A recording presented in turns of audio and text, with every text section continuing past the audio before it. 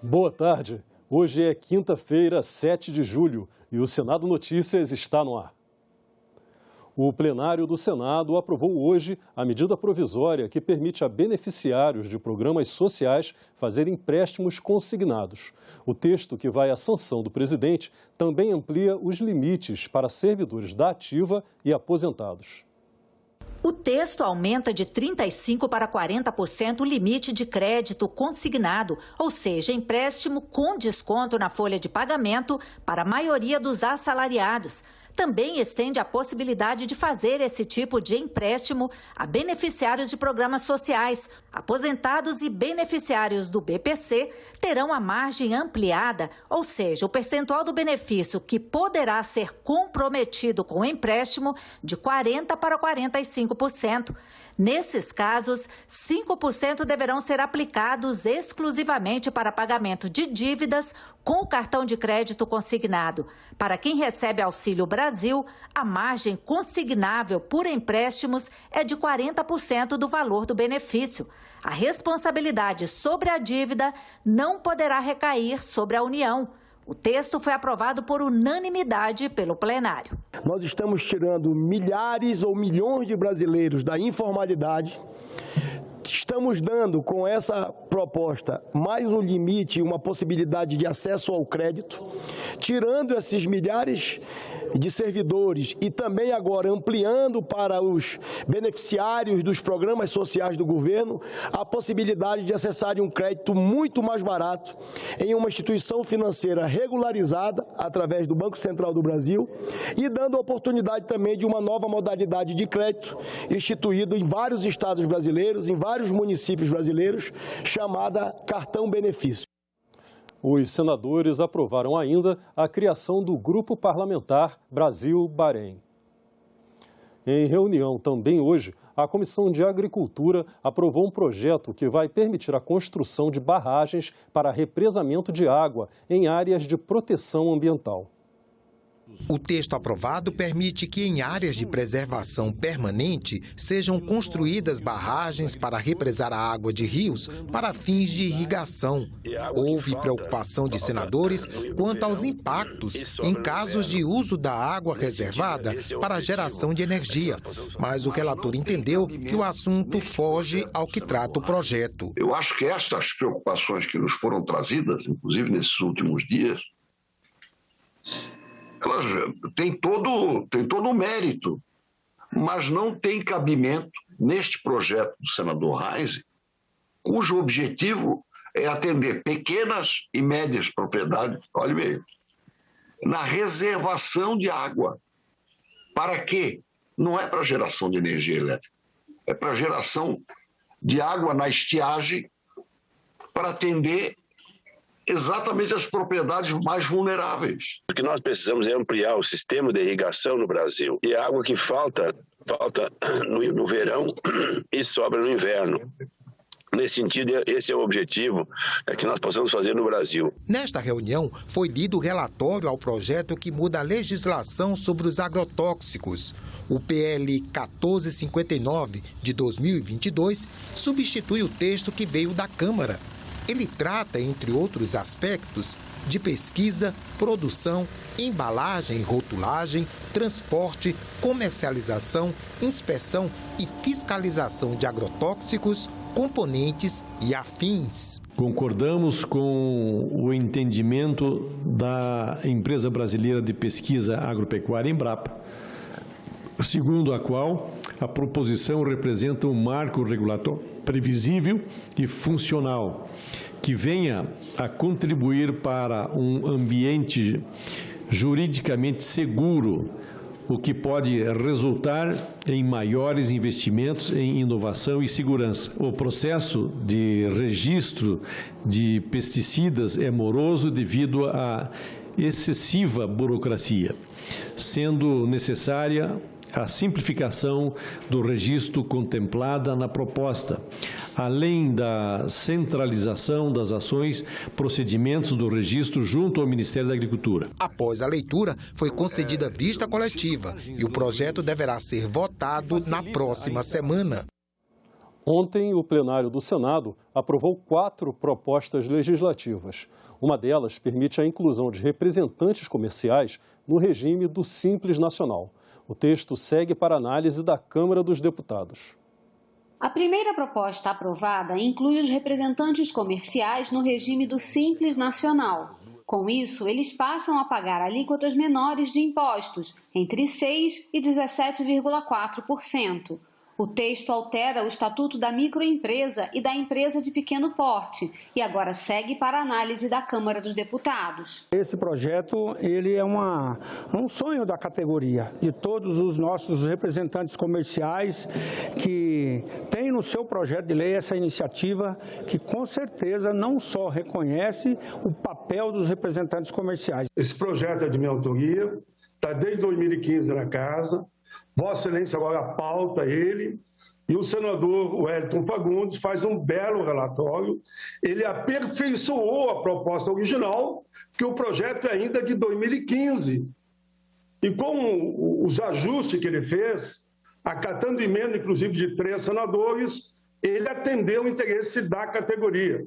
Os senadores também aprovaram proposta que permite a instalação de antenas de telefonia móvel com licenciamento temporário, para casos em que não seja cumprido o prazo de 60 dias para a emissão de licença pelo órgão competente.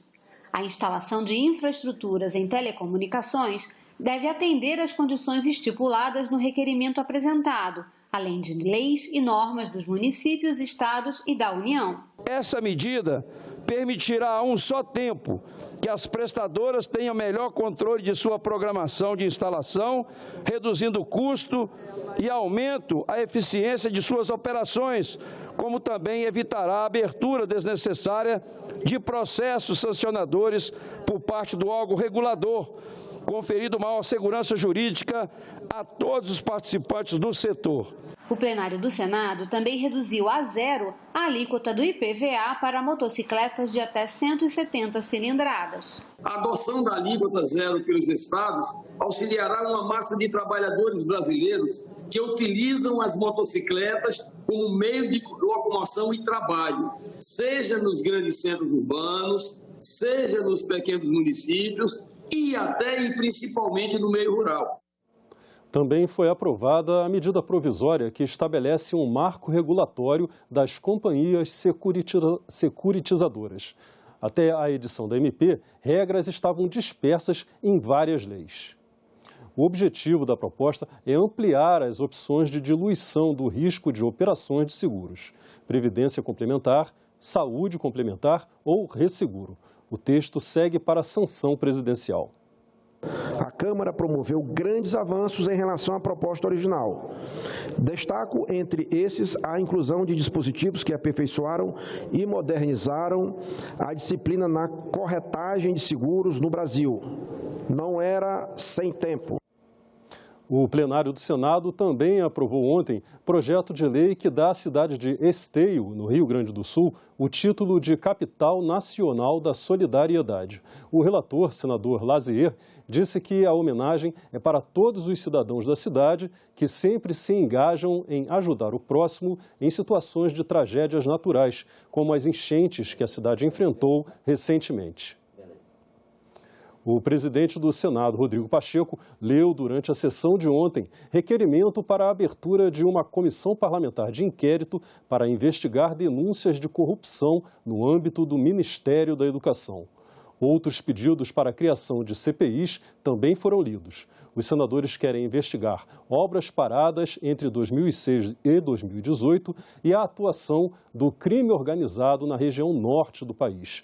Pacheco ainda unificou requerimentos para comissões de inquérito que vão apurar a atuação de ONGs na região amazônica e crimes ambientais.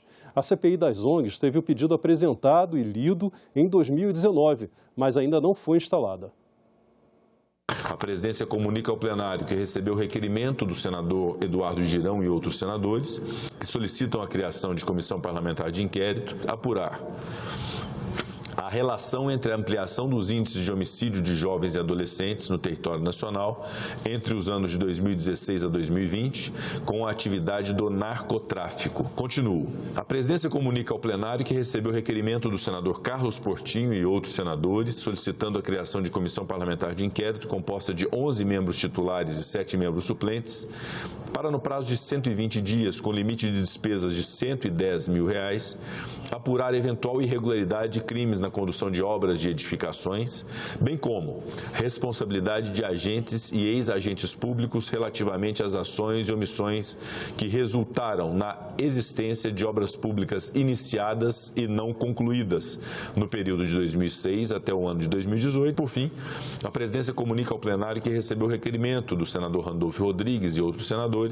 que solicitam a criação de comissão parlamentar de inquérito composta de 11 membros titulares e 11 membros suplentes para, no prazo de 90 dias, com limite de despesa de R$90 mil, apurar as irregularidades e crimes praticados na destinação de verbas públicas do Ministério da Educação e do Fundo Nacional de Desenvolvimento da Educação, FNDE. Portanto, essa decisão da presidência, já previamente anunciada na reunião de líderes, de certo modo já divulgada também pelos meios de comunicação, todos os requerimentos de comissões parlamentares de inquérito lidos pela presidência do Senado Federal. Durante a sessão, tomaram posse no Senado Maria das Vitórias e Robert Bringel. Eles substituem Sérgio Petecão e Weverton, que se licenciaram dos mandatos. Tomou posse nesta quarta-feira a senadora Maria das Vitórias, pelo estado do Acre. Ela assumiu o mandato como primeira suplente de Sérgio Petecão. Maria das Vitórias foi deputada estadual por 3 mandatos, além de secretária estadual do governo do Acre. Ela é extensionista rural, profissional que auxilia o agricultor familiar. Também tomou posse o senador Robert Bringel, pelo estado do Maranhão. Ele substitui o Weverton Rocha, que se licenciou por 120 dias. Robert Bringel é médico e foi prefeito da cidade de Santa Inês. A Comissão de Transparência, Governança, Fiscalização e Controle e Defesa do Consumidor ouviu na tarde de ontem o ministro da Saúde, Marcelo Queiroga. O requerimento para a audiência foi feito pelo presidente da comissão, senador Regufe. Na justificativa, o parlamentar ressaltou que a presença do ministro da Saúde, Marcelo Queiroga, na comissão é de extrema relevância para prestar contas à sociedade brasileira sobre as políticas públicas que estão sendo implementadas no país. Não tem, ministro, nenhum fato desabonador da sua conduta que motivou essa vinda aqui nessa comissão. E sim, o desejo do parlamento e da sociedade brasileira de uma prestação de contas de Vossa Excelência, visto que a saúde é recorrentemente um motivo de grande crítica por parte dos brasileiros no serviço público de saúde, no serviço que é prestado aos cidadãos brasileiros. O ministro da Saúde, Marcelo Queiroga, falou sobre políticas públicas e resultados da área e citou dados da pasta durante a pandemia, como investimentos de 493 bilhões de reais, 38 bilhões para aquisição de vacinas e mais de 500 milhões de doses dos imunizantes distribuídas. São essas políticas públicas que cada um brasileiro tem direito. E essas políticas públicas devem ser o norte para que consigamos melhorar a vida de todos aqueles que precisam de assistência à saúde. Então, o SUS é a maior ferramenta para nós promovermos a justiça social em nosso Brasil. O presidente da comissão questionou o ministro quanto aos recorrentes problemas da área que afetam a população. Nós temos o tempo inteiro visto cenas deprimentes em hospitais, em UPAs, como pessoas sofrendo dores muito agudas e sem atendimento. Nós temos visto pessoas dormindo em chão de hospital. O parlamentar também quis saber, entre outros assuntos, sobre a Rede Cegonha. Em 2011 foi criada a Rede Cegonha, que ampliou a assistência ao parto humanizado. Agora foi criado um novo modelo, o RAME, que desconstrói esse modelo da Rede Cegonha. Em relação a essa questão da Rede Cegonha, nós não só não desestruturamos a atenção materno-infantil, como nós ampliamos os recursos para a atenção materno-infantil, eram 800 milhões de reais por ano. Nós dobramos esses recursos. O senador Roberto Rocha sugeriu que fosse criado um memorial para as vítimas da Covid e dos profissionais que trabalharam durante a pandemia. Eu acredito que o que o senador Roberto Rocha propõe é algo muito importante, que todos nós nos associamos a essa homenagem, né? Aqui já externei a nossa solidariedade aos familiares daqueles que perderam as vítimas, né? Mas é importante deixar isso materializado para que a posteridade saibam esse momento tão difícil que a saúde pública do Brasil e do mundo viveu. A defesa da honra é uma tese muito usada na justiça para aliviar a situação de agressores e assassinos de mulheres. Agora, um projeto aprovado pela Comissão de Constituição e Justiça proíbe expressamente esse recurso. O projeto apresentado pela senadora Zenaide Maia altera o Código Penal e o Código de Processo Penal para proibir o uso do argumento da legítima defesa da honra em casos de acusados por violência doméstica e feminicídio. A legítima defesa da honra é um argumento utilizado em júris para a absolvição do acusado, declarando o comportamento cometido como defesa da honra. O texto foi aprovado por unanimidade na Comissão de Constituição e Justiça. Se não houver recurso para análise em plenário, o projeto será encaminhado à Câmara. Os monstros utilizam, em pleno século XXI, uma tese completamente descabida, desproporcional, imoral da legítima defesa da honra para, às vezes, serem absolvidos desse crime, outras vezes terem suas penas atenuadas ou diminuídas. A Comissão Temporária Externa do Senado, criada para investigar as causas do aumento da criminalidade na região norte, aprovou ontem o relatório com as conclusões da diligência que os senadores fizeram à região em 30 de junho. Os senadores da comissão temporária, criada para investigar a criminalidade na região norte, participaram de uma diligência em junho no Vale do Javari, segunda maior terra indígena do Brasil, na fronteira com o Peru e Colômbia. Na região, a diligência ouviu membros dos povos indígenas do Vale do Javari, onde existem 26 comunidades indígenas. Os parlamentares também ouviram indigenistas e representantes dos órgãos públicos que investigam as mortes do indigenista Bruno Pereira e do jornalista inglês Don Phillips. A comissão se reuniu para votar o relatório da diligência e uma série de requerimentos, com pedidos de informações sobre as investigações e sobre as condições de trabalho na FUNAI. Os senadores também querem o imediato afastamento do presidente da FUNAI. No texto do relatório aprovado pela comissão, os senadores concluem que é preciso que o Estado brasileiro se faça presente na região, impondo a lei do país. É urgente que o Estado brasileiro afirme a soberania de seu povo, impondo a lei e oferecendo projetos de desenvolvimento sustentável que permitam aos indígenas e não indígenas viver dignamente, em paz, em harmonia, sem que sejam postos em rota de colisão pela iniciativa de criminosos que afirmam seu poder no vácuo do desmonte pelo qual passam os órgãos públicos. Projetos que abrem crédito suplementar no orçamento da União deste ano foram aprovados nesta quarta-feira pela Comissão Mista de Orçamento. Os textos seguem para a votação do Congresso Nacional. Um dos projetos aprovados pela Comissão Mista de Orçamento abre crédito suplementar de 202,5 milhões de reais para recompor despesas primárias obrigatórias de pessoal e encargos de 17 órgãos federais. A iniciativa foi contestada na reunião. Alguns dos empregados destas áreas ou funcionários destes poderes têm os maiores salários da República, e não falo só dentro do serviço público, estou falando em geral. E ainda assim estamos premiando a ineficiência desse Congresso Nacional em aprovar uma verdadeira reforma administrativa que seja boa para a população mais pobre do Brasil. Estamos premiando esses poderes com 202 milhões de reais a mais no orçamento como crédito suplementar. Eu venho, por exemplo, do estado do Pará, onde há uma carência muito grande, e esse projeto irá permitir, por exemplo, que a Defensoria possa contratar pelo menos mais 22 novos defensores públicos da União, além de reforçar a equipe de assessoramento dos desembargadores do TRF1, alguns desembargadores com mais de 30 mil processos para oferecerem